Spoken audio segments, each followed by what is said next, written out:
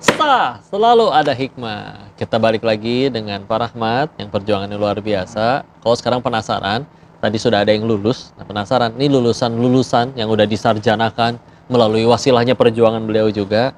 Kayak gimana nih kondisinya? Udah ada yang berprestasi seperti apakah? Atau yang paling diingat, paling berkesan, membanggakan itu gimana, Pak? Iya, ini pertanyaan yang dulu juga diajukan sama beberapa orang yang ketika kita mengajukan program SKSS gitu ya. Orang tanya, ini mana hasilnya gitu ya. Saya bilang, ya ini nggak seperti makan cabai.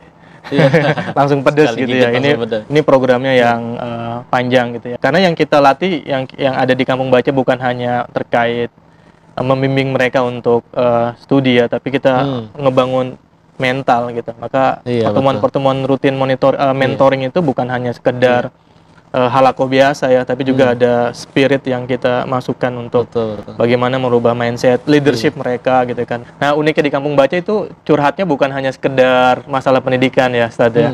Kadang-kadang ada orang tua yang nggak punya duit gitu ya, itu datangnya ke Kampung Baca. Jadi Kampung Baca udah jadi kayak apa ya, pintu untuk mereka untuk ya udah permasalahan mereka apapun belum bayaran itu. SPP dan sebagainya, kita nggak bisa tolak gitu kan, karena mereka udah menganggap bahwa Kampung Baca kayak semacam apa ya, wadah untuk itu. Wadah untuk itu memang ya, itu kan memang yang cari gara-gara kita. Iya. Kita, Masya Allah. Nah, itu ladang amal.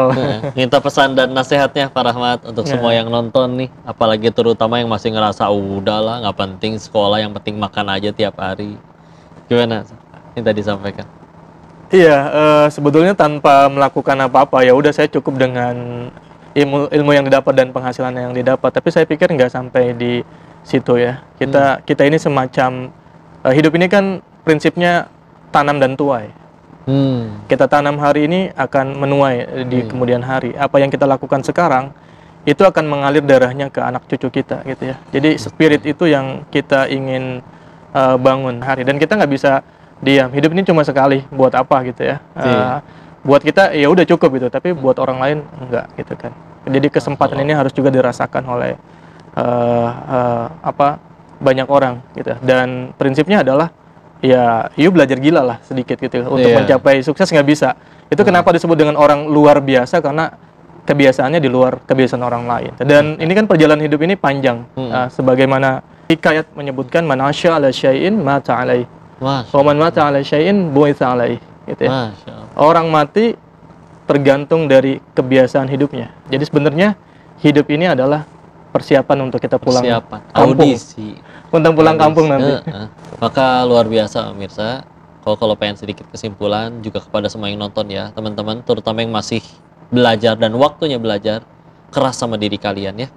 Kalau kalian keras sama diri kalian, nanti dunia datang dengan lembut, bahkan